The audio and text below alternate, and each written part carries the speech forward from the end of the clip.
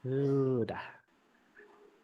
Selamat datang teman-teman. Welcome, welcome. Assalamualaikum warahmatullahi wabarakatuh. Selamat datang di PNSI Talk. Di Insi Talk kita yang kali ini edisi Mei. Saya selaku mewakili PNSI menyambut teman-teman yang sudah hadir. Terima kasih atas kesediaannya. Ini sebuah privilege, sebuah kehormatan bagi kita semua untuk meng-host teman-teman yang ada di sini. Ini adalah acara bulanan dari Perkumpulan Neurosemantics Indonesia atau juga biasa dulu disebut dengan Institut Neurosemantics Indonesia. Ini adalah acara bulanan di mana para neurosemantics trainer akan berbagi dengan ilmu yang mereka miliki yang dengan tujuannya adalah untuk menjadikan kita semua seorang yang jadi lebih baik yang mampu mengaktualisasikan semua potensi kita.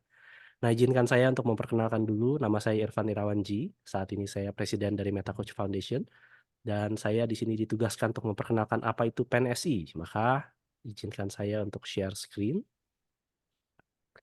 Nah, sudah kelihatan Pak ya. Selamat datang PNSI atau Perkumpulan Neurosemantics Indonesia atau juga disebut Indonesian Neurosemantics Institute. Ini adalah sebuah kumpulan atau sebuah asosiasi. Oh, ini nanti aja. Oke, Perkumpulan Neurosemantics Indonesia. Ini adalah sebuah perkumpulan yang di mana kita semua terafiliasi dengan International Society of Neurosemantics Worldwide. Jadi kita di sini adalah sebuah perkumpulan orang-orang yang sudah belajar neurosemantics, orang-orang yang sudah belajar tentang meta coaching, orang-orang yang sudah belajar tentang bagaimana pengembangan diri menggunakan ilmu self actualization yang ada di dalam neurosemantic itu sendiri berkumpul di mana terafiliasi dengan International Society Neurosemantics yang kalau dibilang presiden direkturnya adalah David Murphy dari Meksiko. ISNS sendiri atau International Society of Neurosemantics punya 14 institut di seluruh dunia. Total ada 500 lebih neurosemantics trainer. Ada 10.000 practitioners dari neurosemantics dan bahkan 3.000 master practitioners. Dan ini masih ongoing karena saat ini pun sedang berlangsung neurosemantics trainers training di Malaysia. Lalu Presiden Director dari MetaCoach Foundation yang internasional itu adalah Sean Dyer dari Australia, di mana di dalam MCF sendiri ada 5.000 MetaCoach members yang saat ini aktif. Di Indonesia sendiri ada berapa? Nanti kita lihat. Nah, ini semua institut-institut ya. Kita ada yang dari Egypt, dari North Africa, ada Brazil, ada Afrika sendiri, ada Philippines, ada USA, ada Australia, ada Europe, Malaysia, Skandinavia, Hong Kong dan China, lalu Latin Amerika dan Meksiko dan juga Indonesia.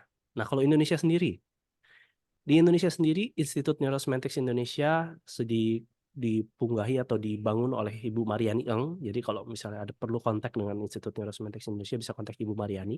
Website kita ada di www.neurosemanticstripindonesia.com. Facebooknya Indonesia Neurosemantics Institute. Dan kalau ada yang tertarik nanti video ini juga akan di share di YouTube di Neurosemantics Indonesia. Kita saat ini dimulai dari tahun 2003 di mana ada satu acara yang namanya ICONS atau Indonesia Community of Neurosemantics di tahun 2003.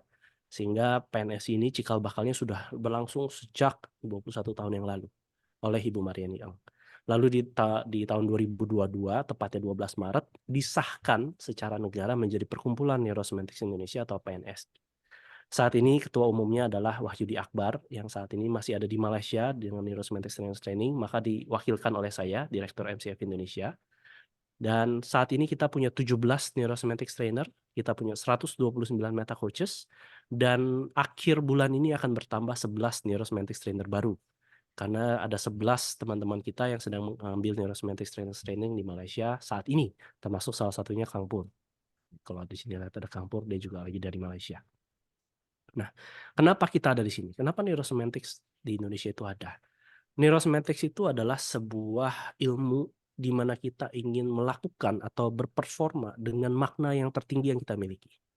Fokusnya adalah bagaimana kita bisa mengaplikasikan apa yang kita tahu, yang sudah kita pelajari kepada diri sendiri untuk bisa menutup antara knowing dan doing. Tujuan utamanya adalah to unleash the highest potentials atau mengembangkan dan mengeluarkan potensi tertinggi dari setiap kita.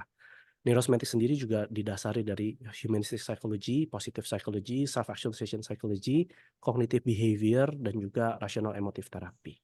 Jadi ini semuanya dasarnya adalah bagaimana seseorang itu menjadi versi terbaik dari dirinya. Tujuan kita adalah untuk menghilangkan knowing dan doing apa yang kita tahu perlu bisa kita lakukan, supaya kita bisa full experiencing atau kita bisa mengalami semua ide-ide baik yang kita miliki. Kita bisa memikirkan apa yang baik buat diri kita dan kita bisa melakukannya. Inilah kenapa kita ada di sini. Founder atau co-founder dari Neurosemantics itu sendiri bernama Michael Hall. Dia adalah seorang entrepreneur. Dia dari Grand Junction, Colorado, di daerah baratnya Rocky Mountains. Dia orang Amerika. Dia sudah menjadi seorang private therapy dari psikologi klinis selama 20 tahun lebih. Sudah memiliki NLP Training Center. Dari tahun 1990 dia sudah memodel orang-orang expert di bidangnya, dan semua model-model itu dijadikan kurikulum dan dijadikan bagaimana kita belajar neurosemantics. Termasuk yang membedakan dengan NLP lainnya adalah the meta stage model. Dia sudah bekerja sama dengan Richard Bandler dan sudah menulis beberapa buku tentang NLP maupun tentang neurosemantics. Saat ini kalau nggak salah bukunya sudah lebih dari 70 plus, dan bukunya itu semua terus berkembang karena setiap tahun pasti ada buku baru. Nah, maka co-founder Neurosemantics satunya lagi siapa, namanya Bobby Bodenhamer. Bobby Bodenhamer juga adalah salah seorang yang sangat terlibat di dalam pengembangan Neurosemantics di masa awalnya, dan dia seorang preacher, seorang hamba Tuhan. Dia co-founder dari Neurosemantics. Nah, kalau ingin bisa menghubungi kita, bisa menghubungi kita dari website neurosemanticsindonesia.com, ya, atau bisa di Facebook atau via Instagram di MCF Indonesia dan via YouTube di Neurosemantics Indonesia. Nah, ini perkenalan tentang apa itu neurosemantics dan apa yang sudah dilakukan di sini. Maka hari ini kita sangat beruntung bahwa kita akan bisa difasilitasi oleh 2 orang. Tapi sebelum saya memperkenalkan 2 orang itu, kita akan dimoderatori hari ini oleh seorang ibu yang namanya Lim Soy Eng. Beliau adalah seorang praktisi di bidang asuransi, bidang keuangan, certified financial planner. Dia juga seorang meta coach, dia juga seorang konsultan kesehatan dan spesialisasinya juga di dalam coach kesehatan. Dan Bu Soyeng ini adalah orang yang saya kenal sebagai orang yang sangat energetik, sangat sangat sangat happy, sangat sehat bahkan, dan bahkan dia punya moto, memberikan kesempatan untuk manusia hidup dan mati yang bertanggung jawab. Nah, moderator kita hari ini silakan Bu Soyeng. Oke, terima kasih Bro Irfan atas perkenalan dan informasinya. Nanti kalau ada yang masuk, tolong diklik ya Bro Irfan. Siap. Terima kasih Bro Irfan untuk pembukaan dan informasi yang telah diberikan. Saya ucapkan sekali lagi selamat bergabung untuk teman-teman Bapak Ibu dalam komunitas ini. Sebelum kita mulai, saya jelaskan sedikit untuk ground rule-nya ya, supaya semuanya tertata rapi dan berjalan dengan baik. Selama acara ini berlangsung, buat yang bisa ya.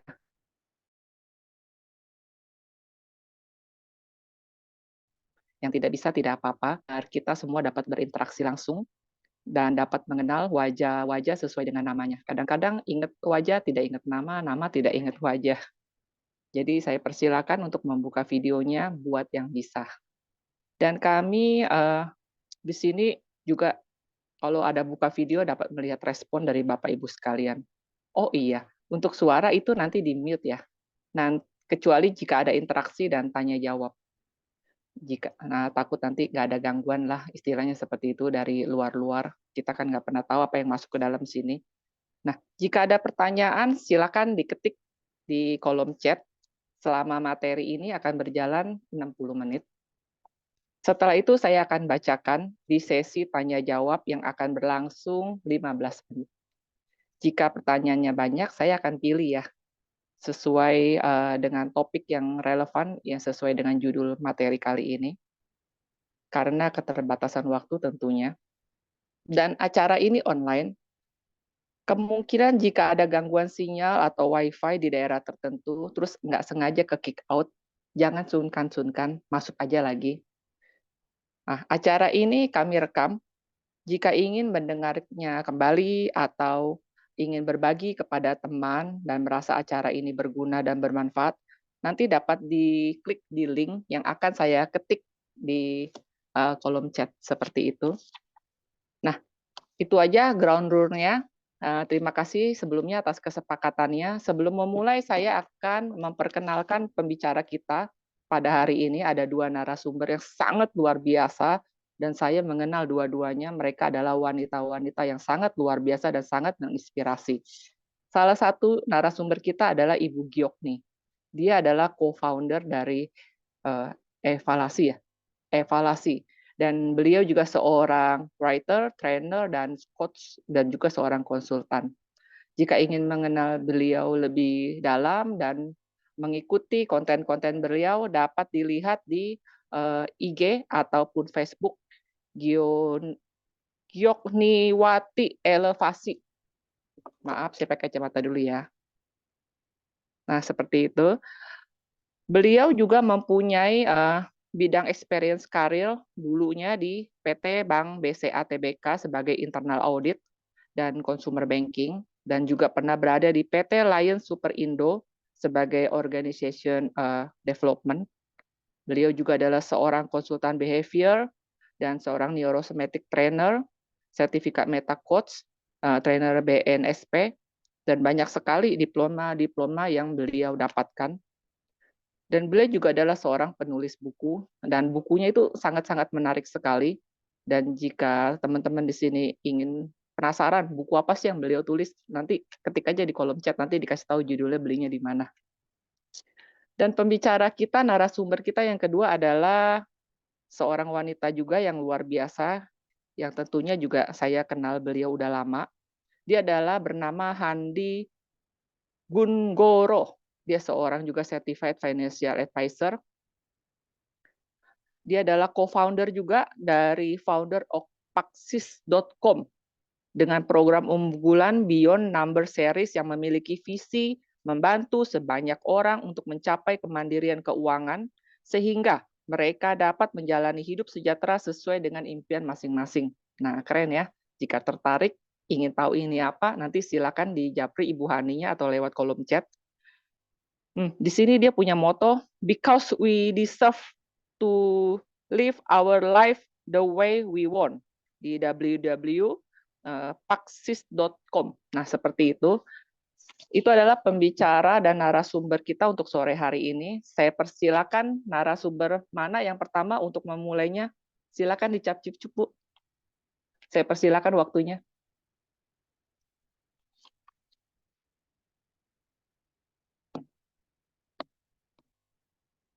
Siapa duluan nih? Hey, Wah, Ibu Giok nih.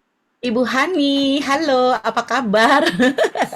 Yes, teman-teman, terima kasih sudah bergabung. Oke, sebentar, saya cek dulu apakah dapat melihat slide layar saya.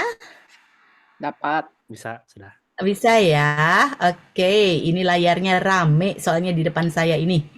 Oh, Yes, bentar, disisih-sisihkan dulu soalnya tertutup oleh banyak menu bar. Ya, baiklah. Semoga sore hari ini menjadi sore yang memberdayakan, ngobrol-ngobrol bersama saya dan Hani Gunggoro yang entah di manakah gerangan. Mau di spotlight nggak, Van? So kalau Sudah, tadi kata Ibu Soy Eng, kenal wajah, lupa nama atau lupa nama atau inget nama tapi nggak kenal wajah.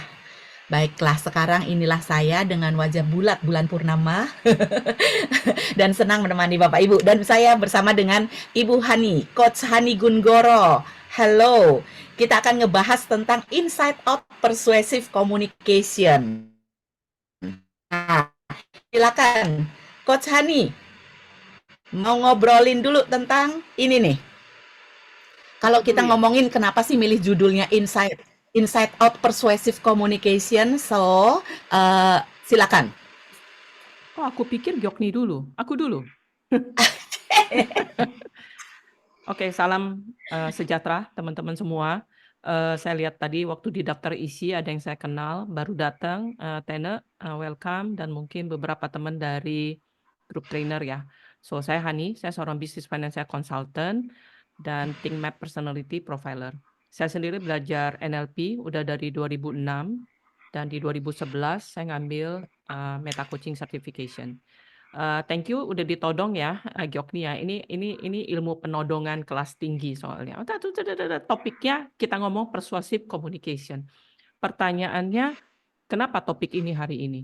Dan saya sendiri ngajar Think Map, teman-teman. Think Map adalah sebuah kelas pola pikir, dan di kelas saya selalu bilang begini, ilmu komunikasi dan pelatihan ilmu komunikasi adalah salah satu ilmu tertua di dunia gitu.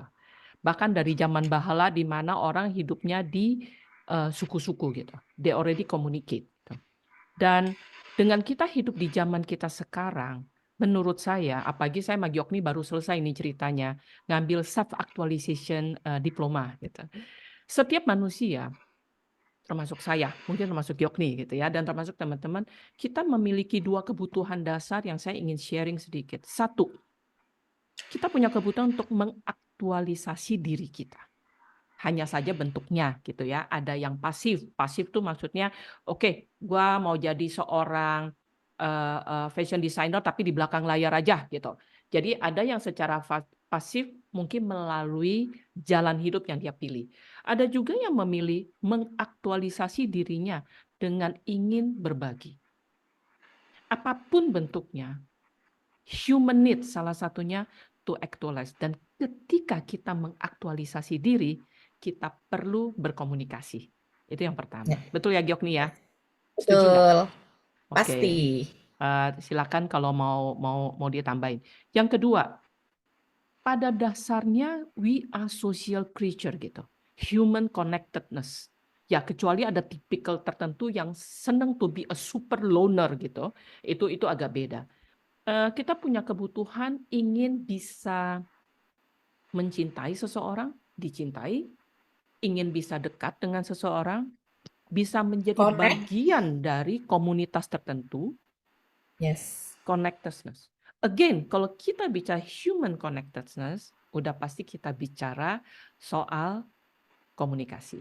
Dan apa sih bedanya untuk teman-teman mungkin yang baru pertama kali masuk di NLP Neurosemantic itu apa? Tolong create di chat box ya, baru gitu ya. Baru berarti kita tahu dan sebisa mungkin kita akan menjelaskan konsep NLP Neurosemantic dengan bahasa awam. Tolong ketik ya kalau teman-teman baru. Gua nggak ngerti Han itu benda apa, animal apa itu NLP Neurosemantic. Nah, apa sih bedanya? Ilmu komunikasi yang kita diajarin di sini dan hari ini kita mau sharing gitu dengan teman-teman. Dari judulnya aja udah ketahuan gitu. By the way, judulnya yang bikin Gyokni gitu. Jadi kalau mau tanya judul, tanya Gyokni aja. Gyokni, kenapa judulnya itu? Gitu. Pertama, Nanti akan dipreteli. akan dipretelin, ya. Pertama adalah soal kita menyebut ilmu komunikasi. Oh ya, by the way, Gyokni, ingat gak? Pertama kali kita belajar tentang NLP atau meta coaching, tools pertama yang diajarin apa? NLP Communication Model. So anything is about communication gitu. Ke communication ke dalam, communication keluar, dan mungkin communication yang ke atas gitu. Kenapa persuasif? Definisi kata persuasif adalah dalam konteks neurosemantik. Saya cuma mau ingin quote guru saya di Malaysia. Saya panggilnya Pak Haji gitu. Saya pertama kali belajar lab profile dengan dia dan ini kalimatnya yang saya ingat sampai hari ini. You know what, honey? When I talk to you, when I get angry with you, katanya gitu ya. It's not me get angry with you. Wah, itu kalimatnya. Bukan gue yang marah sama lu, katanya. Terus gue, jadi yang marah siapa? Kan lagi ngomel-ngomel ke gue. No, it's my matrix talking with your matrix. Do you know that? Bahasanya kecanggihan ya. Nanti saya suruh Gyokni aja yang jelas. Jadi dalam neurosemantik kita belajar bukan Hani lagi ngomong sama Gyokni gitu. Jadi kalau saya lagi misalnya contoh di jalan gitu ya, tiba-tiba gue nyalip Gyokni gitu. Terus Gyokni, kurang ajar itu orang, nyalip-nyalip aja. Berarti yang lagi marah bukan Gyokni sama Hani, tapi matriksnya Gyokni. Lagi marah sama si geblek matriksnya Hani gitu. Kayak begitu. Nah, that's why aku selalu bawa ini, Han. Apa tuh? Jadi ketika tadi aku bawa papat ini apa doll ya. Karena apa? Sebenarnya ya perilaku kita itu cerminan dari yang tadi dibilang oleh gurunya Hani yaitu Pak Haji tadi gitu. So ada sesuatu inside us yang kemudian mengoperasikan dan terwujud dalam perkataan kita atau dalam perbuatan kita. Nah, di sini yang membedakan kan bahwa persuasive communication-nya kita itu adalah persuasiveness yang berangkatnya dari inside. So seperti boneka tangan ini, sesuatu yang ada di dalam, dia yang menggerakkan. si penguin ini akan menggeleng ke kanan, menggeleng ke kiri, dia akan tepuk tangan. Ini karena ada yang menggerakkannya, itu sesuatu yang ada di dalam. That's why inside out menjadi pembeda, menjadi sesuatu yang penting Ya. di topik kita. Oke, lanjut Han. Jadi ketika Pak Haji itu ngomong sama saya, ada ibu-ibu di samping gitu ya. Dia ngomong bahasa Malay gitu ya. Tapi kira-kira maksudnya, oh, gue sekarang paham kenapa kalau gue ngomong with my boy, maksudnya anaknya, itu nggak didengerin. Soalnya ngomongnya gini, you have to be a good boy. You have to follow me gitu. Gitu. Terus Pak Haji, of course. That is not communication, katanya gitu. The true communication, you have to go inside your son brain. Kita mesti bisa masuk ke benak, memahami, oh tuh anak tuh cara berpikirnya ini, metaplace-nya ini, dan kita masuk. Jadi kalau Yes. bentuk metaplace-nya itu sebuah bola, kita masuk dengan bola. Kalau metaplace-nya itu berupa buju sangkar, kita masuk buju sangkar. Itu bedanya kita belajar komunikasi di neurosemantik.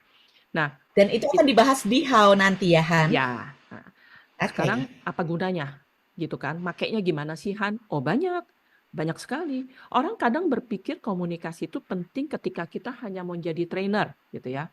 Ya pasti. Tentu. Kita bisa memilih kan menjadi trainer yang instruksional. Pokoknya ikuti gua lu pasti sukses gitu. Kata orang sih zaman sekarang udah nggak bisa sama Gen Z seperti itu. So we need to teach persuasively gitu. Tanpa memberi kesan menggurui gitu. Atau dalam konteks leader, gue bos lu ya, lu nggak mau denger lu kerja aja tempat lain, udah nggak mungkin juga begitu kan. Zaman dulu konteks tertentu mungkin. Now we have to lead dengan wisdom gitu loh, persuasive, Ya. cara kita ngomong. Orang bilang, jadi kita nggak boleh marah ya Coach Hani? Siapa bilang? Marah dengan persuasif gitu ya. Get angry persuasively gitu.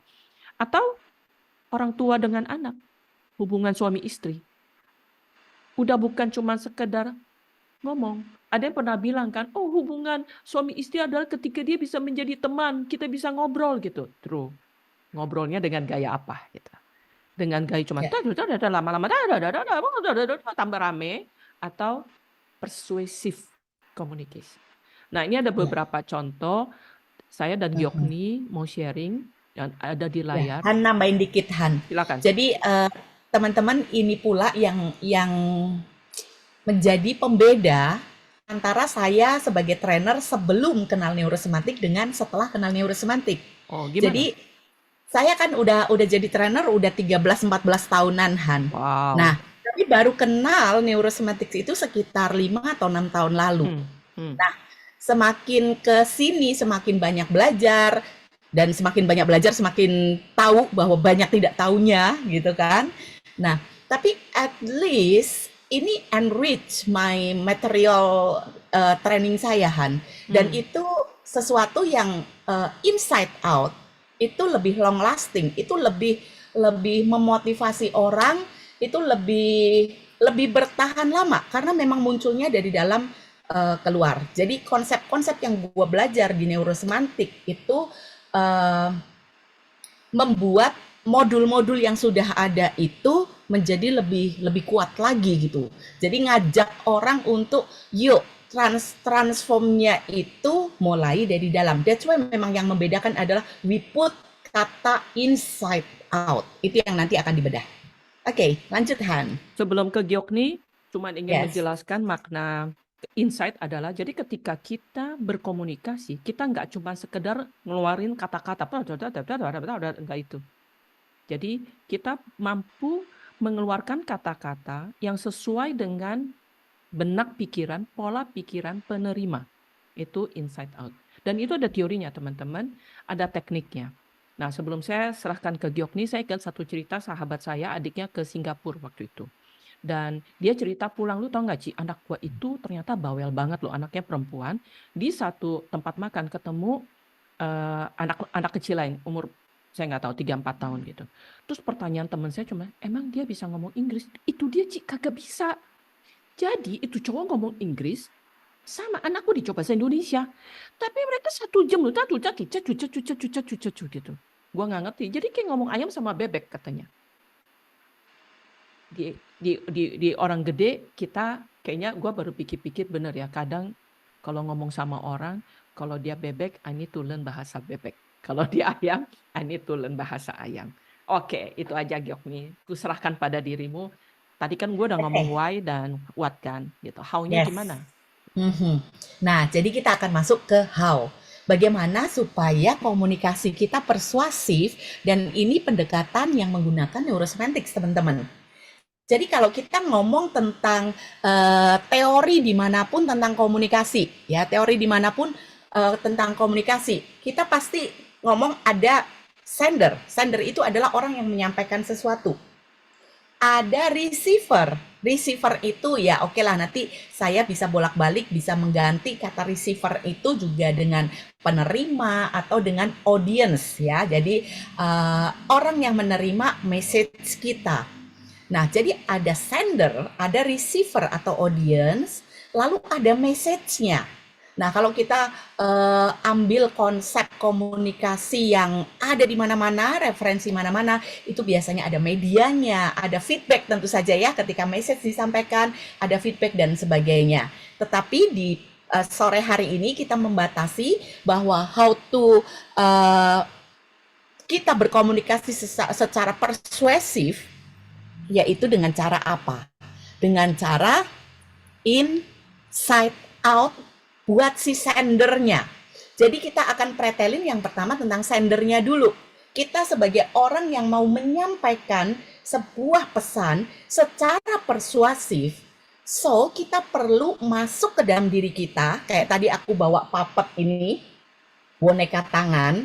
Jadi kita perlu masuk ke dalam diri kita. Atau kalau di neurosemantics kita menyebutnya matriks kita perlu kita kunjungi nih, dicek nih. Ya, apa saja yang dicek nanti kita akan lihat. Lalu yang kedua, supaya kita bisa berkomunikasi secara persuasif, kita perlu understand the receiver's metaplace. Tadi kayaknya udah sempat ditoel tuh ya sama Coach Hani tentang metaplace. Kita perlu ngertiin gimana sih cara kerja orang menangkap sebuah pesan gitu. Ketika melihat stimulus, ketika mendengarkan orang lain berbicara, ketika disampaikan mungkin lewat visual juga, bagaimana orang, si penerima, si audience, si receiver itu bisa menangkap. Nah, itu kita akan bedah nih. Oke. Mau pakai contoh apa nih? Yang pertama dulu, insight. Hani mau ngasih contoh dulu ya? Enggak, langsung Coach Hani? Gyokmi aja. Nanti kita kekurangan waktu. Oke, inside out sender. Jadi sebagai pengirim pesan, kita perlu ngecek dulu sebenarnya apa sih tujuan, intensiku ketika aku perlu mengkomunikasikan satu hal ini. Tujuannya apa dulu? Lalu apa sih makna yang ku berikan tentang materi bicaraku ini? Ya. Lalu kemudian juga ngecek nih, audience ini siapa sih buat aku gitu. Nah, lalu juga jangan lupa aku ini yang akan menyampaikan pesan. Aku ini siapa? Identitas dalam kaitannya dengan komunikasi ini. Jadi ada Poinnya 4 begini, ya. teman. Jadi ada 4 nih. Ada 4. Ya. Nah, kita pernah kan ya orang ngobrol sama kita, tapi kita ngerasa kayak gini, ini orang ngomong kok kayak nggak ada rohnya sih gitu. Saya pernah ngejuri Tuhan dan teman-teman ya. Jadi hampir nggak setiap tahun lah, mungkin setahun sekali atau kadang 2 tahun berturut-turut terus bolong. Saya suka jadi juri untuk sebuah kompetisi di mana peserta itu akan mempresentasikan sesuatu, berarti dia perlu berkomunikasi secara persuasif, mempresentasikan kinerjanya dia. Tetapi bisa loh ngerasain bahwa ini orang kok nggak ada soul-nya ya. Ketika menyampaikan tuh kayaknya ya udah, gue disuruh doang gitu kan. Nggak ada rohnya. Pernah nggak Coach Hani atau teman-teman yang lain? Pernah ngelihat orang nada yang suaranya benar-benar gini, kalau di re. Pernah. Ya. Nah, jadi bahkan senyum aja nggak pernah. Antusiasme itu nggak kelihatan sama sekali.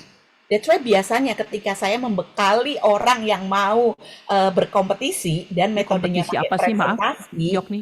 Maaf Oh, nih macam-macam. kompetisi. Ada service excellence. Oh, Para pelaku layanan itu ada kompetisinya. Saya selalu mengatakan begini, hey, kalau kamu mau jadi the real champion, juri itu nggak cuma nyari orang yang tahu materimu, tetapi engkau believe, engkau meyakini apa yang kau sampaikan, dan engkau passionate dengan apa yang kau kerjakan di setiap harimu itu. Sehingga engkau punya sesuatu yang excellent, yang engkau akan persuasively deliver kepada para juri itu, gitu loh. Kan mereka perlu menunjukkan, gue tuh di kerjaan melakukan ini. So, kuncinya dari mana? Dari insight-nya si orang itu. Apa yang ada di dalamnya orang itu. Dan itu akan terlihat, terpancar. That's why aku selalu bawa ini. Sejak banyak ngomongin tentang matrix, aku punya 2 jenis hand doll gini, puppet doll begini. Karena mau ngasih tahu bahwa insight kita akan menentukan apa yang tampak keluar gitu. Nah, yes, baiklah. Saya lanjut ya, teman-teman masih bersama Kukah, bersama kami. Giokni, Masih. cuman mau Masih. mention, Yes. I think ada sejumlah teman-teman yang baru di neurosemantik, cuma mau ngomong itu aja. Oke. So far, kalau misalnya teman-teman ada yang nggak jelas, boleh langsung ketik di chat ya. Misalnya ada terminologi jargon yang kami pakai dan teman-teman nggak ngerti, please tolong di chat karena kadang suka keceplosan ya masuk kata-kata yang rada advance di neurosemantik supaya nanti moderator ya Coach Soy Eng bisa memberitahu ya. Atau Oke. Irfan. Yes. Nah, teman-teman, saya mau cerita. Materi ini saya sampaikan untuk klien yang ada di rumah sakit, teman-teman. Nah, jadi komunikasi ini tadi saya ngasih contoh ketika sesinya itu berupa kompetisi. Itu berarti presentasi formal. Itu perlu persuasif dong. Nah, perlu inside out supaya benar-benar juri can feel the soul dan bisa ngelihat passionnya orang ini. Ada hati ketika dia menyampaikan sesuatu dan akhirnya juri mempercayai juga bahwa apa yang dikerjakan di kesehariannya itu memang excellent gitu. Nah, setelah itu juga ada sesi yang ya sehari-hari aja di tempat kerja gitu. Bagaimana seorang perawat, saya ambil contoh karena klien saya adalah rumah sakit dan saya mendeliver materi tentang komunikasi dan saya masuk dengan insight out dari neurosemantik ini. Jadi gini, case-nya teman-teman walaupun ini ada hubungannya sama medis, tapi menurut saya teman-teman bisa catch up, bisa ngerti gitu ya, karena sederhana kok. Pernah dengar tentang bayi kuning? Bayi kuning, jadi ibu-ibu melahirkan di rumah sakit, terus bayinya kuning. Kalau bayinya kuning biasanya diminta untuk ditinggal gitu. Bayinya. Pernah coba, saya pengen tahu deh di sini. Pernah dengar ya? Oke, pernah. Wih, itu kan. Jadi laki-laki pun, tahu ya, ini ayah siaga nih ya, nganterin ibu-ibu istrinya melahirkan. Terus sering ada case bayi kuning. Wah, ada alumni penabur Indonesia, bayi saya kuning. Nah, bayi kuning itu di kedokteran, di di medis, itu disarankan bayinya untuk ditinggal supaya tadi kata Bu Susi ya Bu, masuk ke inkubator dan disebut terapinya adalah blue light terapi.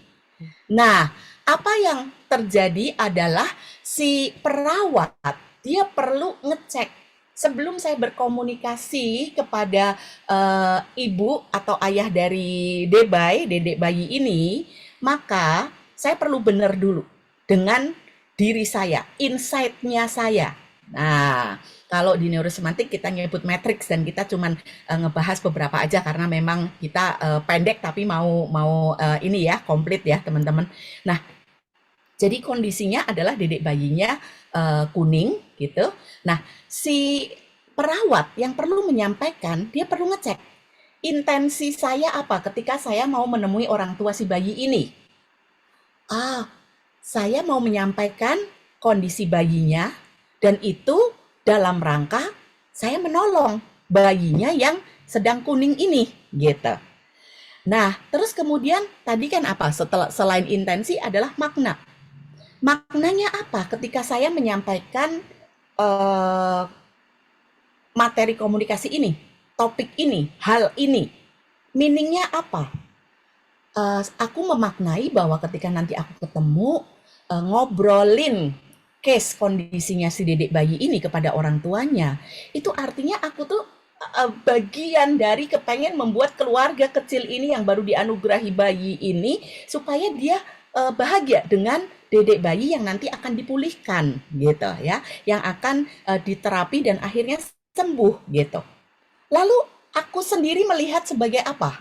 Aku perawat yang akan menyampaikan hal ini, kondisi dedek bayi kepada orang tua. Ah, aku kan orang yang belajar medis. Aku ngerti tentang kondisi bayi yang kuning. Lalu aku adalah seorang good communicator. Jadi aku akan mengkomunikasikan dengan jelas dan membuat orang tua bayi ini jadi ngerti gitu, jadi paham, jadi mengambil solusi yang disarankan gitu. Nah, kemudian bagaimana saya melihat orang lain dalam hal ini adalah orang tuanya bayi, yaitu apa? Mereka itu siapa? Oh, mereka adalah orang yang perlu diberikan pertolongan, yang perlu diberi edukasi terkait dengan kondisi ini. Nah, kalau begitu state saya apa nih? Ya, dengan keempat itu, keempat pemahaman yang ada di insight-nya si perawat ini, maka yang muncul adalah, wah, saya akan sabar ketika menyampaikan. Karena saya tahu mereka adalah orang tua yang awam. Ya, mereka orang tua yang awam. Apalagi kalau ketahuan kalau itu anak pertama. Wah, saya perlu sabar. Lalu karena saya mempelajari hal ini, saya lebih ngerti dibanding dengan mereka, saya akan antusias menyampaikannya. Saya akan mantap menyampaikannya.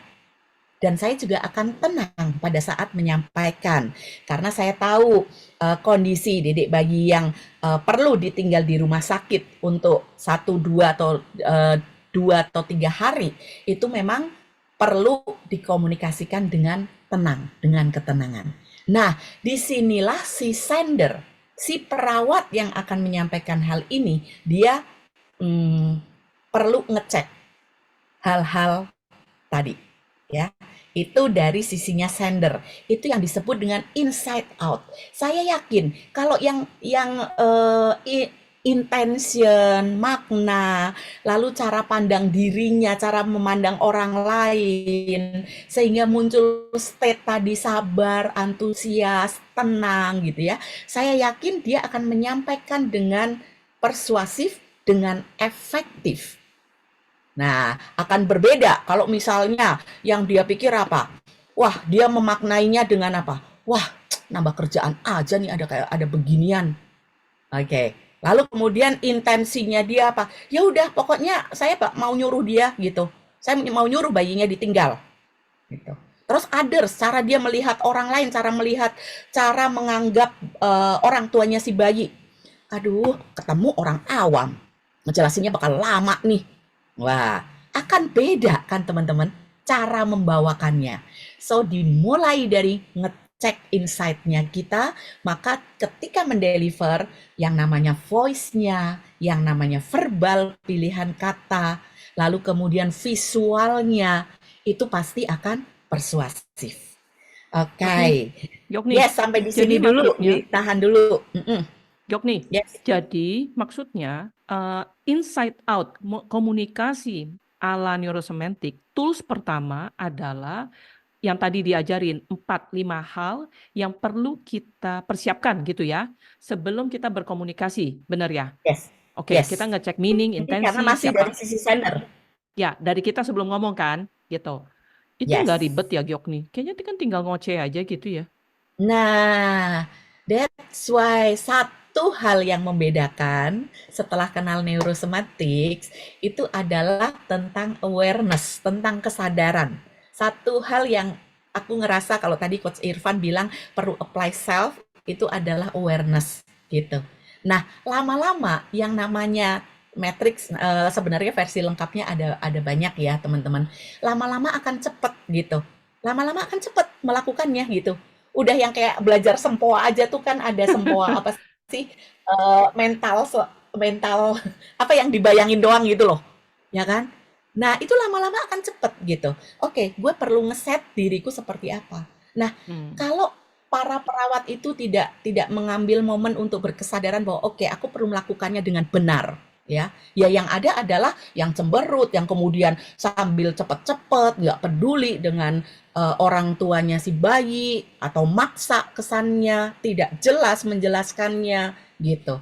So, ya perlu punya kesadaran, visit sebentar, lama-lama lebih cepat kok ketika visit, Mungkin seperti gitu. Coach Irfan tadi ngomong ya di depan, prinsip neurosemantik kan sebenarnya kita dengan belajar, terus belajar, kita bisa berkomunikasi to perform dengan meaning yang tertinggi yang kita bisa sharing. Dan Hmm, kita akan closing, knowing, and doing gap gitu kali ya. Jadi kalau kita hmm, sudah terbiasa, itu akan otomatis gitu ya. Langsung, ya, gue mau lebih ngomong, cepat. tensi gue apa Yes. sih? Ya, makna apa Mm-mm, yang gue mau kasih? Gitu, yang gue ajak ngomong siapa mm-mm, sih? Gitu, gitu kali ya maksudnya. betul. Yes. Nah, kalau yang mau ikut Oke. Nah, detail, ikutlah kelas Gyokni, mhm. oke? The Matrix of Communication. Oke, sorry. Iya, Aku iya, juga iya, iya. pengen pengen Nanti cari akan kejelasan juga. bikin versi lengkapnya ya, karena ini buru-buru pengen komplit ya, komprehensif. Eh, Bu Soyeng dan Coach Hani, saya pengen lihat ini juga karena Bu Susi bilang mungkin biasanya ada SOP dari rumah sakit untuk menyampaikan hasil medis ke pasien. Nah, ada rumah sakit yang memang sudah punya SOP, itu bagus. Ada yang belum punya, sehingga perlu kreativitas dan inisiatif dari si pelaku layanan atau si perawat itu tadi gitu.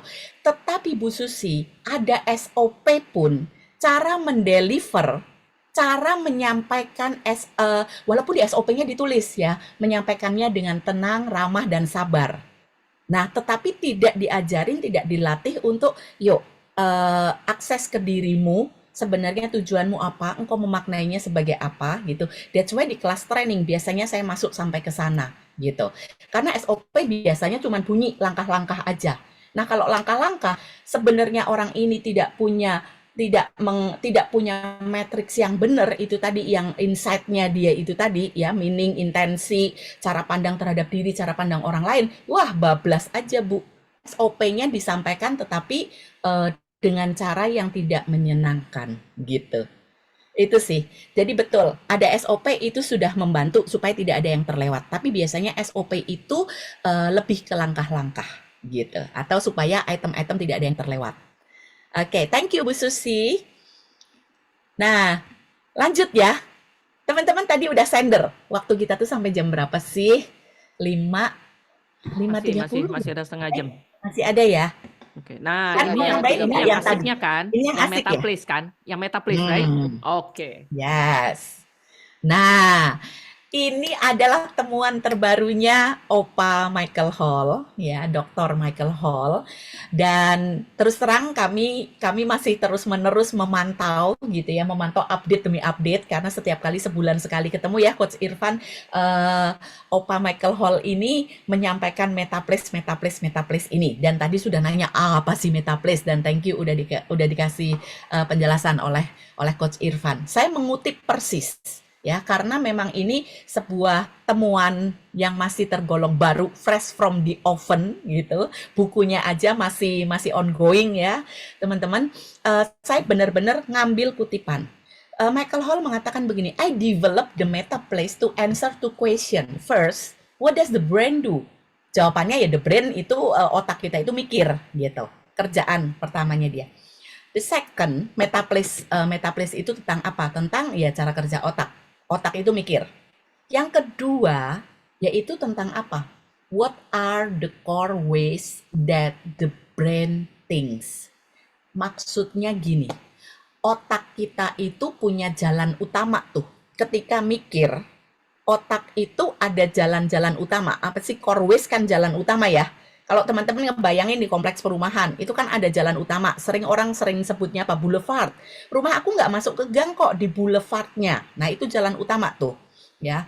Nah, lalu ada gang-gang gitu ya. Nah, Michael Hall membuat klasifikasi, membuat kategori yang namanya metaplace itu, yang namanya core ways, jalan utama itu apa saja. Artinya gini, ketika kita berkomunikasi, saya komunikasi inside out saya tadi, saya perlu nauin yang intensi saya apa, meaning saya apa, lalu kemudian saya melihat diri saya communicator yang bagaimana, saya melihat audience saya atau receiver itu seperti apa, itu dari sendernya. Tapi ketika saya menyampaikan sebuah pesan, saya perlu memahami, nanti pesan saya itu kan jadi stimulus, jadi sesuatu yang akan didengar oleh si audience kita.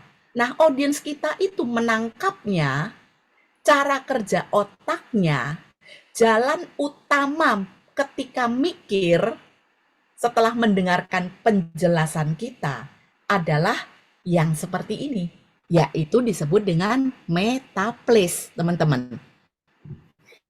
Apa tuh yang terjadi di otak? Apa yang terjadi di otak?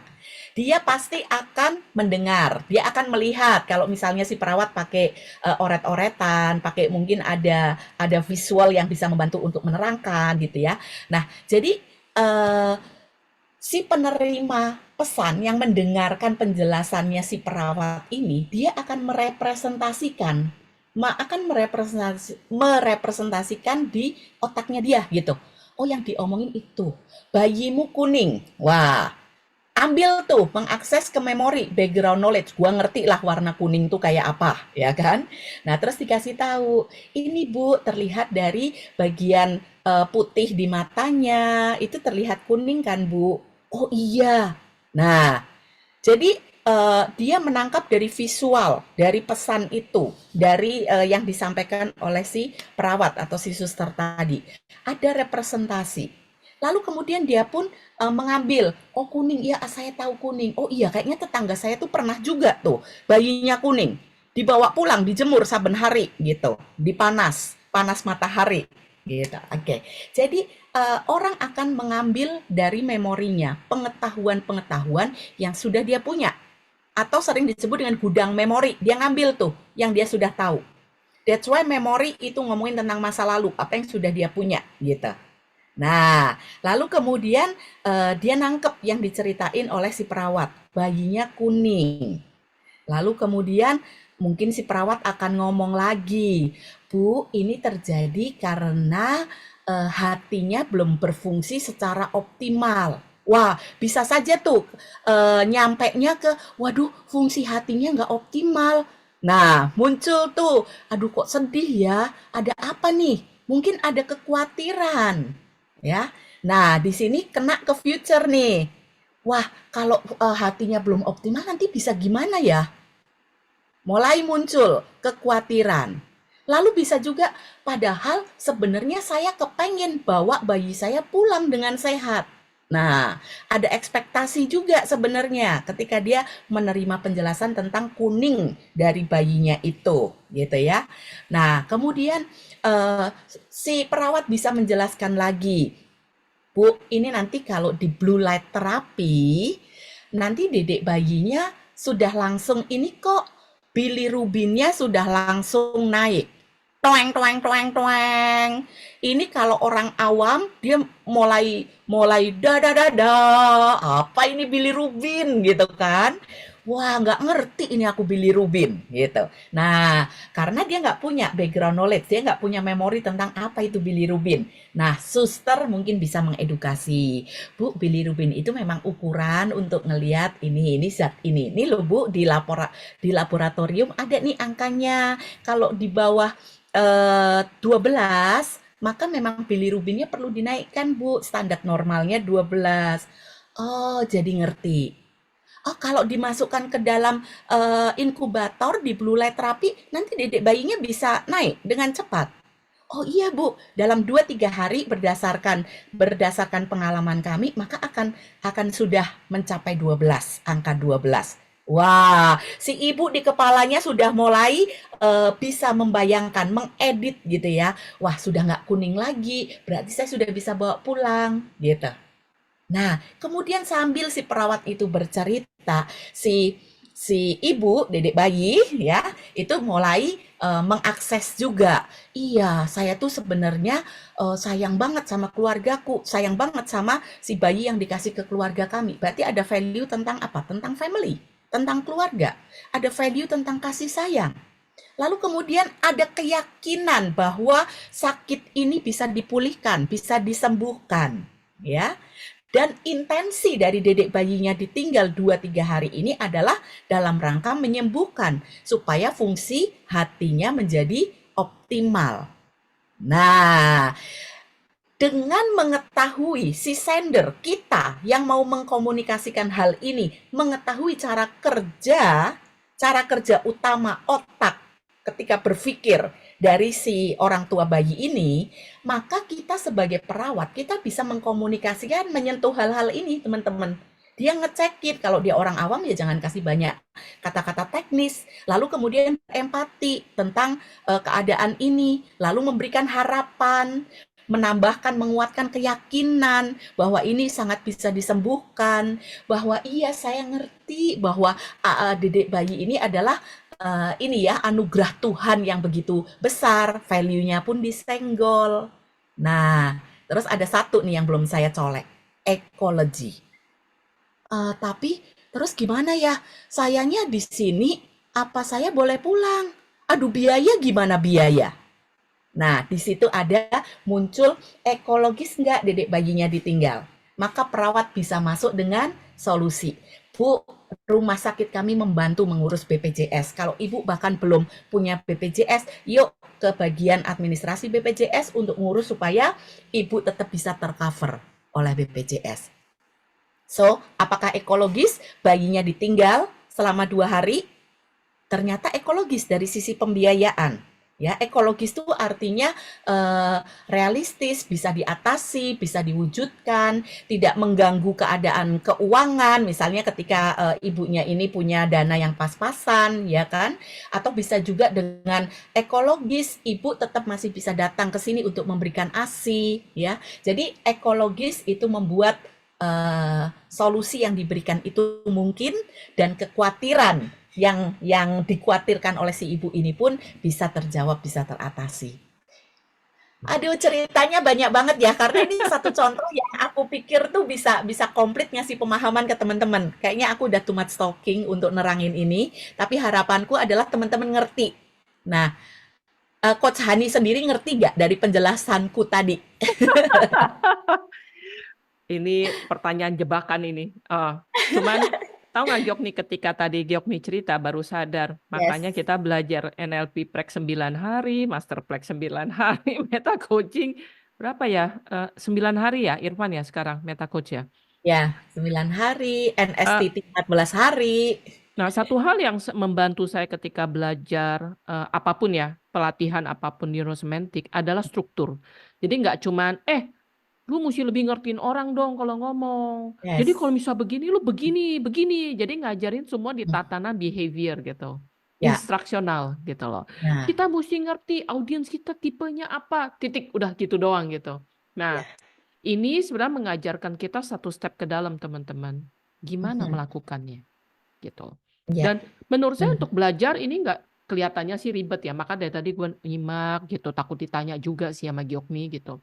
Dan ini bisa kind of checklist, menggunakannya nggak seribut, nggak berarti gini, ada 10, oh ya, 1 ngomong, gue udah belum, nggak. Seperti Giokni bilang, kalau kita terbiasa melakukannya, itu akan embedded gitu. Saya cuma keinget cerita, jadi Giokni, maaf, saya cuma mau ngulang ya. Jadi dalam konteks persuasive communication, inside out persuasive communication, sebagai sender kita perlu paham 5 hal yang tadi diajarin. Tujuan lu apa? Makna Ada yang versi lengkapnya ya. Kita 5 dulu nih. 5 dulu ya. Makna yang lu mau berikan apa? Gua ini siapa? Misal contoh kalau ibu ngomong sama anak gitu ya. Gua ngomong sebagai seorang ibu yang lu mesti denger, atau saya ngomong sebagai ibu atau ayah yang memilih ngomong seolah-olah sebagai teman gitu. Dan kita perlu paham juga audiens kita, anak kita tuh anak udah Gen Z. Bukan kita waktu dulu yang kalau diomelin opanya mereka cuma bisa duduk diam gitu. Betul ya? Contohnya itu kan. Yes, terbukti kan Han. Artinya ketika orang tua ini Coach Hani memberikan contoh yang lebih ke keluarga parenting ya. Artinya ketika orang tua menganggap siapa sih audiens saya ini? Aduh, anak ingusan, nggak tahu apa-apa, belum makan ini apa asam garam kayak aku, orang tua gitu kan. Itu kan berarti nanti keluarnya akan apa? Akan meremehkan kata-kata yang seakan-akan cupu banget ini bocah gitu. Tapi beda ketika oh dia temen, pasti akan berbeda. Our speaking and our behaving memperlakukan anak kita dia temen gitu. Ini salah satu proof gitu. Jadi actually yang tadi lu bilang bener banget dan by the way teman-teman saya sama Hani itu udah akrab banget jadi mohon maaf kalau ngomongnya lu gue ya.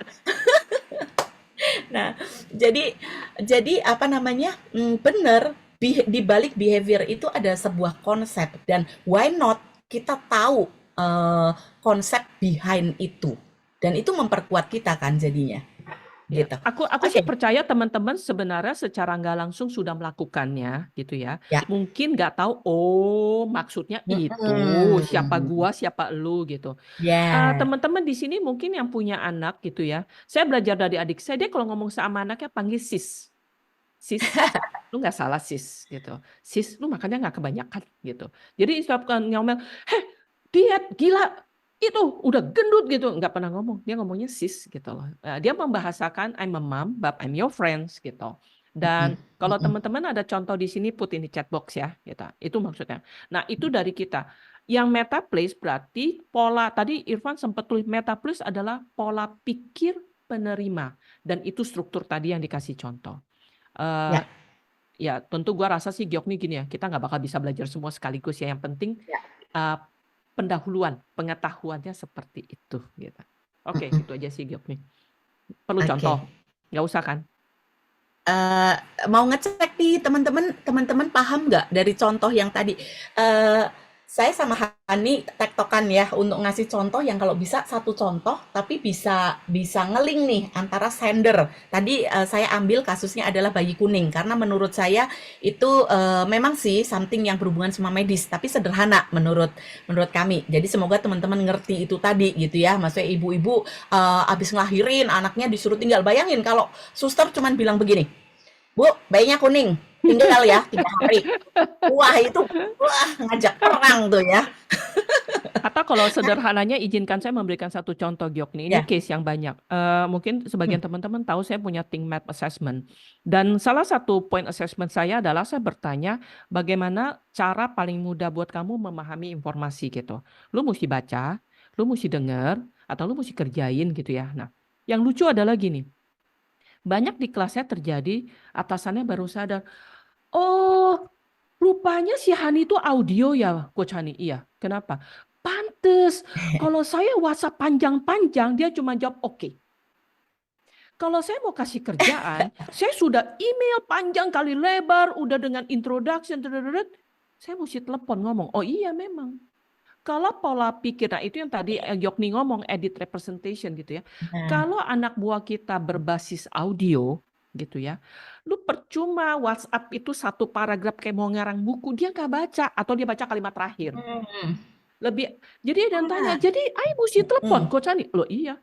Nah itu maksudnya, persuasive communication. yes, Terus saya tanya, betul. repot ya, gua kan Hmm, atasan dia. Nah itu lagi yang Yokni bilang, siapa kita, siapa mereka.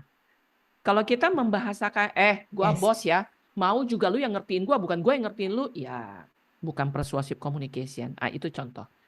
Jadi kalau kita ya, memahami cara betul. berpikir audiens kita bisa mencari cara, menyesuaikan. Gitu. Yes, Jadi saya betul. cut sebentar. Jadi ini sebenarnya penjelasan ini yang ditanyakan oleh Ibu Dele, artinya dari persuasif itu apa? Mungkin beberapa teman di sini mengartikan persuasif seperti yang teman-teman tahu, yaitu artinya negatif seperti itu.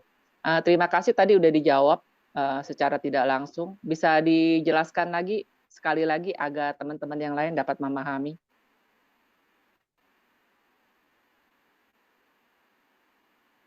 Atau coach ini, Uh, coach Gyokni mau menambahkan arti dari persuasif apa itu pertanyaan apa? yang mana? Tadi sih sebenarnya tadi tentang judulnya mengenai Oke. masalah persuasive communication, persuasif itu apa?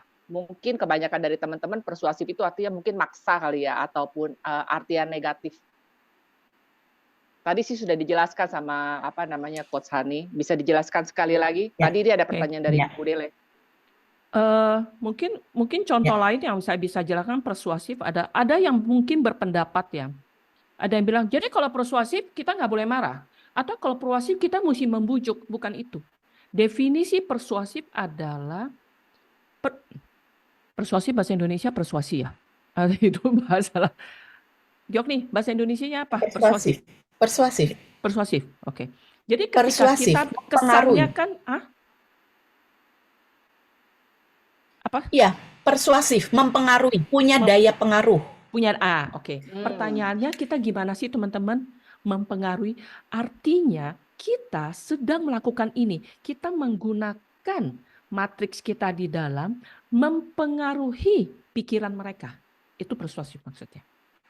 Gitu. Jadi kalau anaknya adalah anaknya audio, ya mungkin dia ingin dia berasa gue mau duduk ngobrol, gue mau dengerin lu ngomong gitu. Tapi kalau mungkin pernah dengar nggak gini anaknya kinestetik gitu ya, dia jelasin panjang lebar dikasih gambar gitu ya, ngerti? Terus kalau dia tidak melakukan heran, capek bener sih nerangin begini aja susah gitu. Lah anaknya itu perlu ngerjain dulu. Jadi dia daripada diterangin panjang kali apa kali tinggi dengan semua bahasa canggih, dia nggak paham. Dia pengen coba dulu. Itu salah satu dengan adik saya tuh, Gyok nih, sebelum gua lakukan aja begini. Terus dia jawabnya gini, Gyok nih. Dia jawabnya gini. Udah ada buktinya belum? Nah, saat itu gua terusan bete gitu. Sial, lu nggak percaya sama gua gitu. Gitu ya. Nah, setelah saya belajar, orangnya tuh kinestetik banget. Dia mau lihat dikerjain dulu. Lu bisa nggak? Lu kalau bisa, Ai baru percaya. Gitu. Nah, semoga menjawab. Jadi persuasif adalah bukan kita membujuk dengan segala macam cara. Persuasif mean kita masuk di metrik kita persuasi masuk di pikiran mereka. Metaplesnya mereka. Ya, tapi bukan klinik ya teman-teman, ini nggak ada hubungan sama klinik sama hipnoterapi ya. Karena dia punya metaples, kita punya metaples. Nah, itu contoh. Mungkin bahasa, kalau Bu Mar suka bilang bahasa pasar ya. Bahasa pasarnya itu adalah keluasan kita. Ketika berkomunikasi itu kita luas karena kita apa? Kita nauin cara kerjanya si receiver, cara kerjanya si audience kita, teman bicara kita nauin cara kerjanya sehingga kita luas masuknya karena kita punya rapo yang cukup, karena kita kenal dia. Oh, dia itu orangnya visual, berarti nah saya pun ngajarin begitu. Kalau suster tahu, nurse tahu bahwa ini ibu orangnya visual, ambil kertas, bikin coret-coretan, ambil brosurnya, tunjukkan gitu. Nah itu kan jadi luas gitu. Masalah ini negatif apa enggak sih kalau orang yang persuasif? Kalau luas udah otomatis orang tidak merasa seperti dipaksa, atau tadi Coach Hani bilang apa? Dengan segala cara kan kesannya apa? Maksa. Artinya nggak connect, artinya nggak ada rapo yang kuat dan nggak ngerti nih cara kerja dari si human brain-nya si ini kita, audience kita gitu. Kalau udah luas orang nggak merasa seperti dipaksa. Nah, tinggal kontennya. Kalau seorang penjahat, seorang teroris jago persuasif mempelajari ini, yang dia sampaikan adalah konten yang terkait dengan kejahatan, ya luar biasa, betapa luar biasa dampaknya dia kan. Nah, kita yang mau menyampaikan, membawa perubahan sesuatu yang baik, saya bilang gini, nurse, kalian kan akan menyampaikan solusi untuk menolong.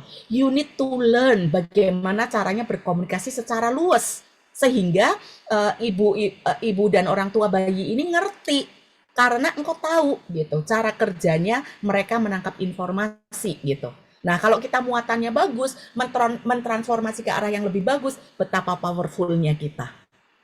Itu yang saya maknai juga dengan belajar neurosemantics tool. Kenapa? Sorry, tadi maaf, ada blank spot. Oke. Ini ada beberapa komentar, kita bacain dulu ya satu-satu ya.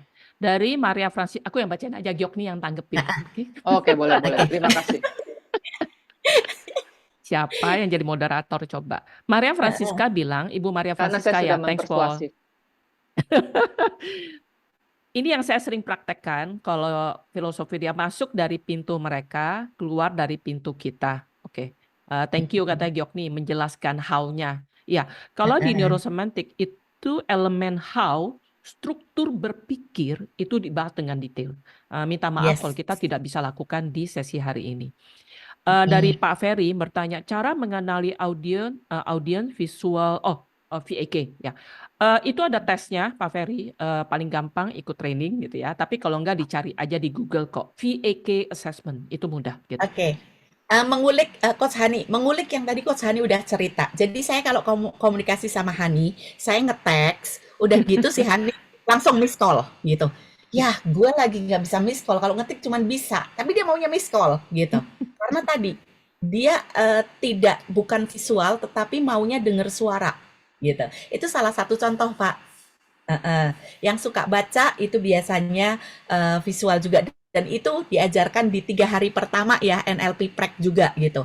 Ada ciri-cirinya, penggunaan kata juga gitu ya. Suka menggunakan kata apa? Ih, kelihatannya bagus banget ya.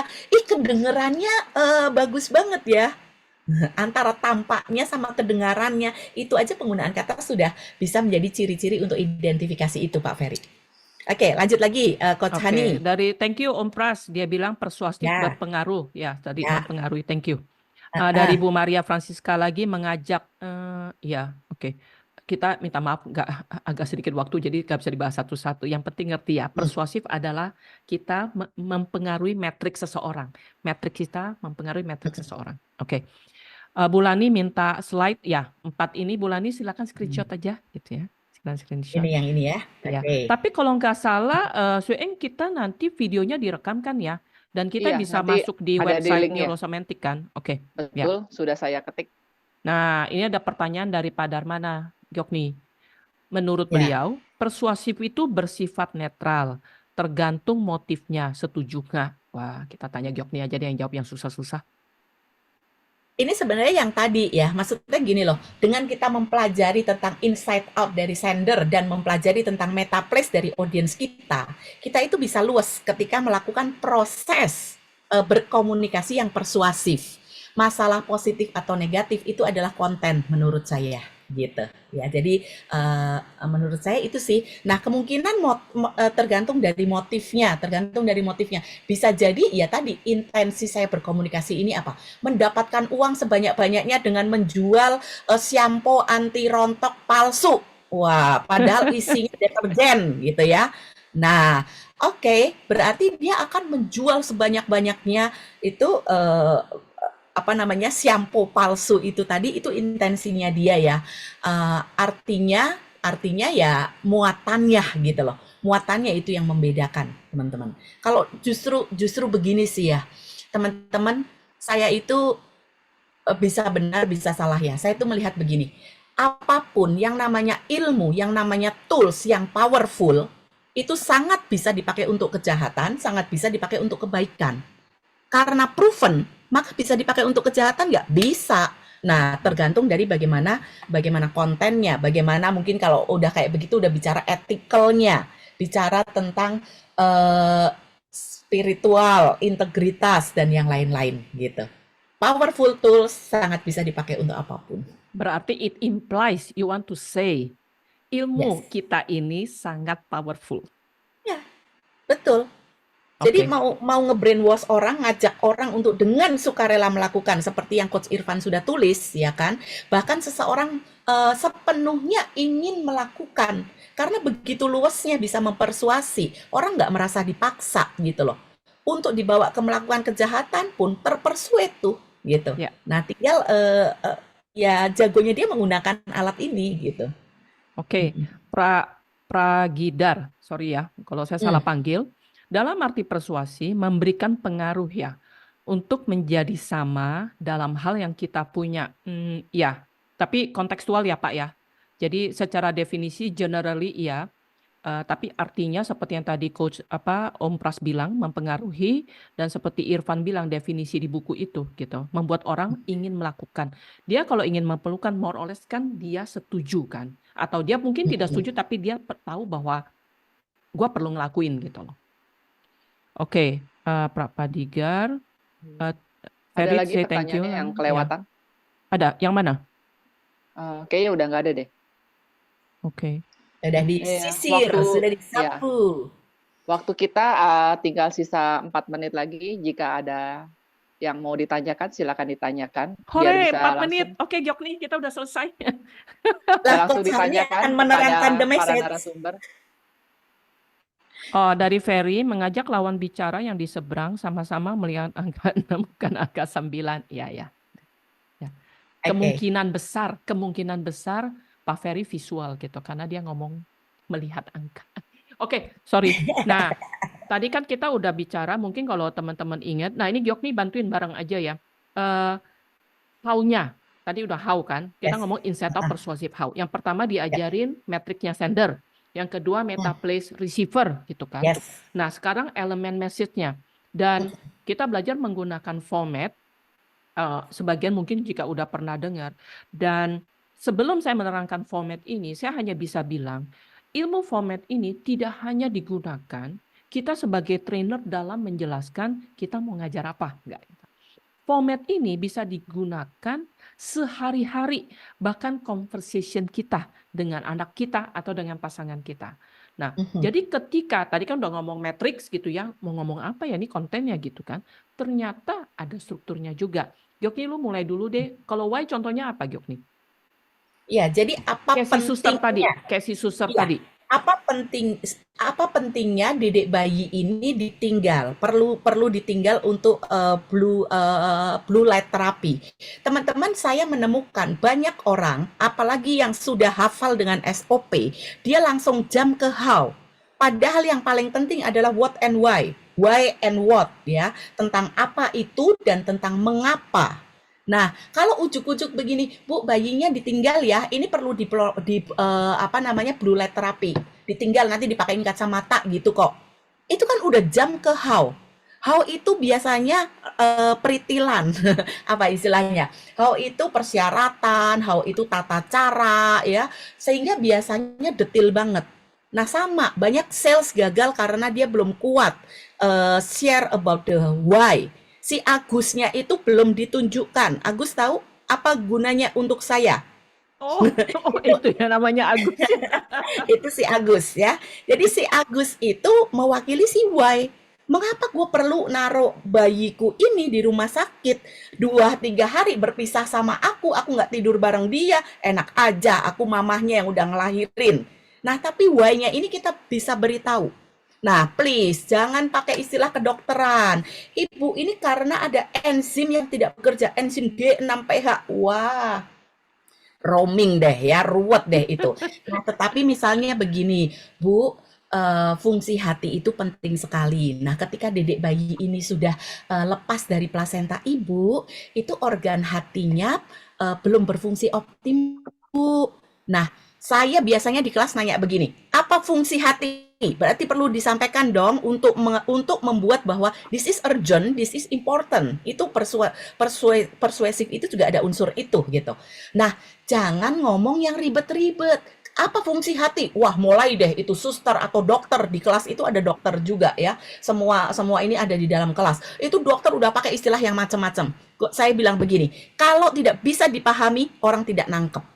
That's why perlunya kita ngertiin VAK, kita ngertiin background knowledge-nya audience ini awam. Berarti lu jangan ngomong istilah medis. Ngomong aja, Bu, hati kita itu punya fungsi yang penting banget. Bahkan saya mau ngomong krusial, saya bilang apa? Krusial nggak ngerti loh nanti kalau orang desa yang awam krusial apa gitu. Punya fungsi yang penting, Bu. Buat apa? Nyaring racun. Saya bahkan bilang apa? Pakai istilah ibu-ibu ngerti yang namanya saringan. Karena biasa nyaring minyak kotor, ya kan? Pakai kata itu. Nyaring racun. Racun nyeremin nggak? Nyeremin, ya kan?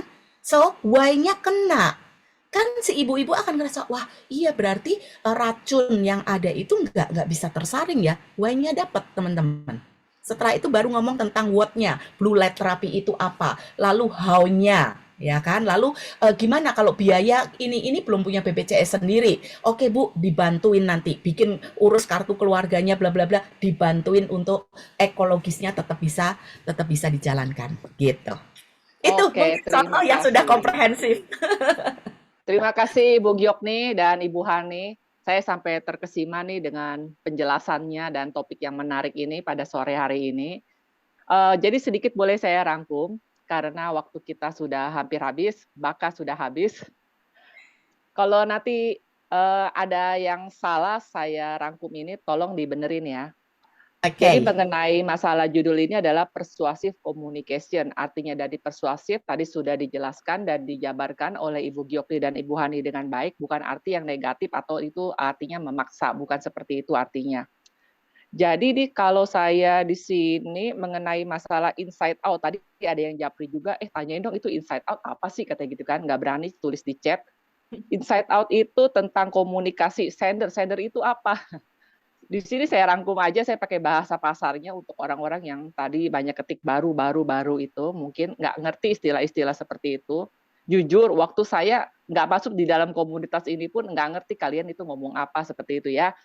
Jadi yang maksudnya sender ini adalah si pengkomunikasi. Yang maksudnya receiver itu adalah pendengar seperti itu. Inside out itu adalah apa yang kita ingin katakan kepada si pendengar. Tujuannya apa dan apa yang kita ingin sampaikan agar si pendengar itu memahami apa yang kita katakan. Dan jika kita mengkomunikasikan sesuatu kepada seseorang, kita pahami metaprogram dia, bahasa pemrograman dia seperti apa. Ini saya ada contoh menarik. Kemarin teman saya agak sharing. Gue kesel banget nih, gue salah di mana ya katanya gitu kan. Saya udah ngomong, itu ada 15 dus, dibuka dulu satu-satu. Kalau buahnya jelek, jangan diterima. Lalu dia chat bosnya, bos saya udah buka 8, saya udah buka 4, dia bilang gitu kan. Nggak ada yang bagus, dia bilang gitu kan. Oke, kalau begitu yang sisanya dibuka lewat WA. Salah komunikasinya. Yang waktu dia bilang itu 4-nya busuk dan nggak bagus, sisanya dia terima. Padahal sisanya itu perlu dibuka untuk dilihat bagus atau tidak. Kalau semuanya nggak bagus, jangan diambil. Lalu sisanya yang tidak dibuka itu diambil sama dia. Nah, saya bilang, ini sungguh sangat menarik, saya bilang gitu kan. Bukan artinya kamu salah dan dia juga salah. Ini artinya siapa yang lebih penting untuk menyampaikan sehingga hasilnya dia dapatkan. Kamu yang lebih penting, kamu butuh hasil yang seperti yang kamu inginkan, artinya kamu yang lebih effort. Seperti kayak tadi, mungkin dia visual, kalau lewat ketikan dia nggak nyambung kata-katanya. Mungkin kamu perlu effort sedikit karena kamu yang ada kepentingan. Bagaimana jika kamu telepon? Tapi kan saya lagi meeting, dia bilang gitu kan. Nggak bisa. Nah, balik lagi, siapa yang lebih penting? Dia yang perlu effort, saya bilang gitu kan.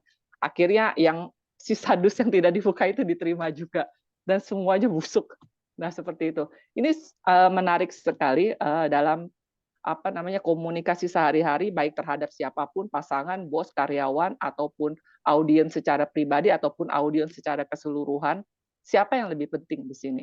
Jika ada yang lebih penting, dia yang perlu effort. Bagaimana memahami dan mengkomunikasikan apa yang kita inginkan dengan lebih benar dan baik sesuai siapa teman bicara kita atau siapa yang mendengarkannya seperti itu. Bukan artinya kita tahu apa yang kita bicarakan, tetapi orang lain yang menerima si receiver itu tidak tahu apa yang dikatakan seperti itu. Ada tambahan lagi, mungkin itu yang tadi saya rangkum dan saya jabarkan secara bahasa pasar katanya. Ada Kalau lagi yang saya sih cuman mau sharing, teman-teman, saya percaya 70-an orang yang datang hari ini itu sudah pernah belajar komunikasi. Tapi kalau kita betul ingin belajar meningkatkan kualitas komunikasi kita yang lebih tepat sasaran gitu ya. Dan kita berharap kita bisa menemukan titik temu gitu dengan lawan bicara kita, keluarga atau anak kantor. Dan kita berharap mereka dengan sukarela mau mengerjakan gitu ya. Kita boleh berbeda, tapi oke ada yang dikerjakan dalam konteks parenting atau bisnis, atau kita lagi mungkin sedang ada project di dalam kantor. Persuasif di neurosemantik itu betul-betul mengajarkan kita bukan cuma sekedar lu kerjain ini gitu, tapi kita belajar how to-nya gitu. Dan untuk ketika bicara how to, kita perlu gitu memahami cara berpikir manusia tuh kayak apa sih gitu. Dan itu yang kita belajar di NLP. Dan sebelum saya hand over ke Giokni, saya hanya bisa sharing bahwa jangan lupa ilmu ini juga berguna buat diri sendiri gitu. Sebelum saya kena neurosemantik, I'm a very private introvert person dan saya orangnya sangat minder gitu. Cuma saya tutup gitu. Saya tutup dengan muka garang dan pekerja keras gitu ya. Lebih dari orang lain gitu. Tapi saya belajar, oh, oke, kita perlu bisa membantu diri kita sendiri dulu. Dan one of the step yang saya belajar di NLP, oh ya by the way nanti saya mau memperkenalkan ada Om Pras, ada Denny juga ya, ada Irfan yang ngajar NLP Prac. Kita perlu belajar dulu memahami diri kita gitu. Metaplease kita apa sih? Metrik kita apa sih? Intensi kita apa sih?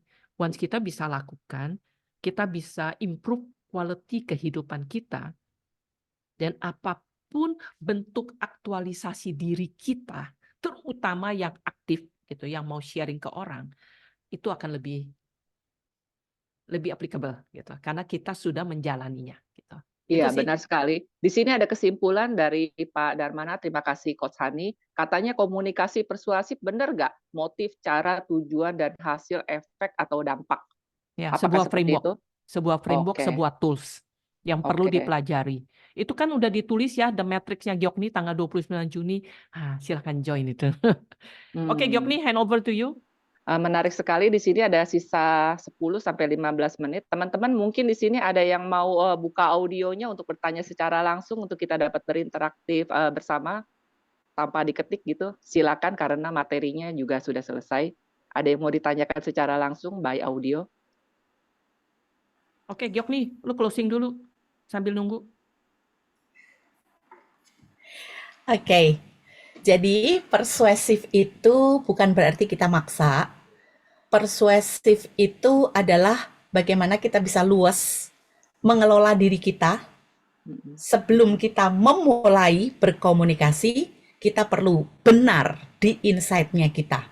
Lalu kemudian menjadi luas karena apa? Kita ngerti cara kerjanya orang menangkap pesan kita. Jadi itu tadi dua hal tentang sender dan juga receiver, tentang pengirim pesan, kita yang ngomong, wah sekaligus nih tadi yang apa itu sender gitu ya, dan juga receiver, penerima, audience kita, orang yang kita ajak untuk berkomunikasi ya, kemudian juga formatnya, format dari konten kita perlu dikemas seperti apa. Jadi 3 hal itu adalah 3 hal yang krusial. Tentu saja hal yang lain juga penting, cuman kita nggak punya kesempatan untuk membahasnya ya. Feedback itu ada hubungannya dengan listening dan sebagainya. Pokoknya seru banget, ini ilmu nggak ada habis-habisnya. Seperti yang saya bilang, semakin belajar semakin ngerti bahwa kita itu masih bodoh gitu ya. Kita itu masih banyak nggak taunya. Baru, oh gitu ya, oh gitu. Ini Metaplace aja terus terang di INSI masih jadi sesuatu yang, wah pengen dengerin lagi nih si Opa Michael Hall di Wisdom bakal ngomongin apa lagi gitu.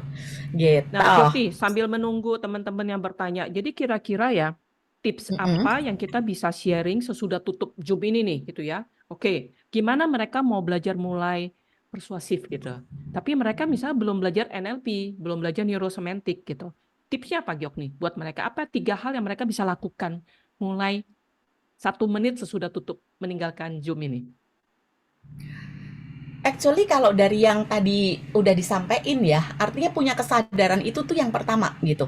Kalau nggak punya kesadaran itu kan stimulus ya? Langsung respon kan, gitu loh. Ya kan stimulus langsung respon. Wah bayi kuning, wah gua ngomong langsung dada. Atau anak gimana terus kita langsung ngomelin gitu. Sebenarnya berkesadaran itu yang utama sih. Nah setelah berkesadaran kan selalu ya kita bilang Stephen Covey selalu ngomong ada stimulus ada respon. Viktor Frankl dia juga ngomong bahwa perlu ada space sebelum kita membuat sebuah tanggapan, kita perlu ada space untuk memikirkan, aware. Jadi aku biasanya suka pakai ABCD gitu ya. A aware, B adalah build, dibangun nih. Termasuk tadi matriks kita seperti apa gitu. Lalu kemudian choose mau pilih yang mana karena ada kalanya bisa ada beberapa macam dan ada yang tidak memberdayakan. So choose. Lalu kemudian baru deliver gitu. Jadi A, B, C, D dulu di dalam. Wah ini materi yang lain nih. Saya masukin ke sini. Jadi punya kesadaran dan do that. And then kita punya format sebagai struktur untuk mengemas message kita. Lalu kemudian nauin cara kerjanya orang nangkep sebuah berita, sebuah perkataan kita, cara kerjanya gimana? Ternyata ya itu tadi, yang namanya core waste-nya itu ya hal-hal tadi.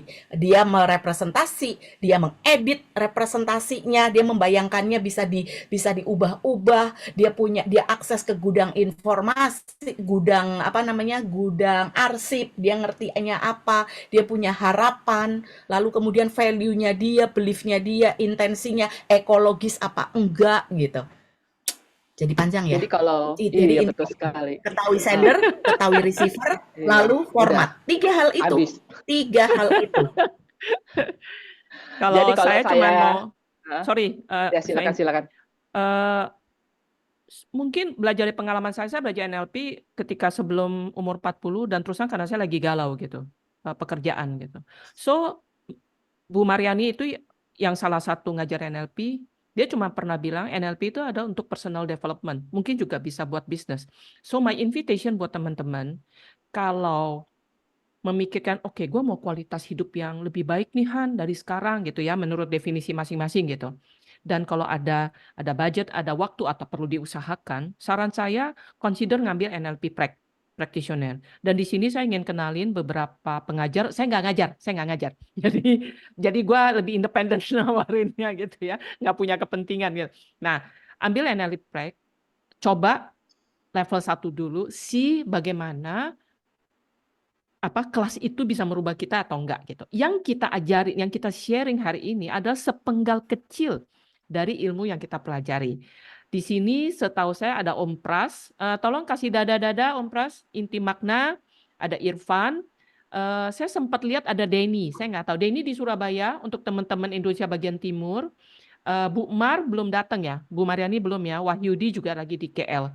Dan please nanti kita bisa sharing beberapa kelas prac di WhatsApp group. So my invitation adalah, dan saya percaya teman-teman semua datang mungkin tertarik sama judulnya, tapi saya lebih percaya because dari kita semua, kita punya tujuan untuk memaknai hidup kita lebih baik dan kita mau hidup lebih apa? Lebih apa Giokni? Kalau lebih better bermakna. nanti ditanya ya, better than what? Lebih hidup. Lebih hidup. Buat lebih hidup, bermakna. lebih hidup. Buat hidup lebih Urip hidup. itu urup. Gua nggak ngerti Buat deh itu. hidup lebih Oke. menjauhi drama hidup. Oke. Kalau tips saya soal apa yang bisa dilakukan cuma satu, dicoba saja. Dan salah adalah bagian dari kompetensi. Dah, Oke, itu aja, Xiaoying. terima Salam kasih untuk Om untuk Pras, thank you for coming. Thank you untuk Irfan yang nemanin, juga mungkin Denny. Dan calon trainer kita beberapa, ada Wiwi, ada Kang Pur, ada siapa lagi ya? Sorry kalau nggak bisa dibacain satu-satu. Terima kasih untuk penutupnya dan terima kasih untuk materinya yang sangat luar Bulani biasa. kita foto dulu ya. Iya, untuk Giokni dan Hani terima kasih. Di sini mungkin minta bantuan Ibu Giokni untuk foto bersama. Teman-teman jangan leave dulu dong. Foto spotlightnya boleh ya, spotlightnya dibuka untuk dilepas. videonya. Bentar. Oh udah Buka ya. videonya untuk kenang-kenangan. Yang ganteng-ganteng, cantik-cantik silakan. Oh, karena lu jadi karena lu jadi Udah moderator malam di sana ya? kan. Iya. Dino udah malam ya? Sudah. Ibu Giokni. Oke, baiklah. Saya Hai, hanya ada Kotim satu dari layar. mobil.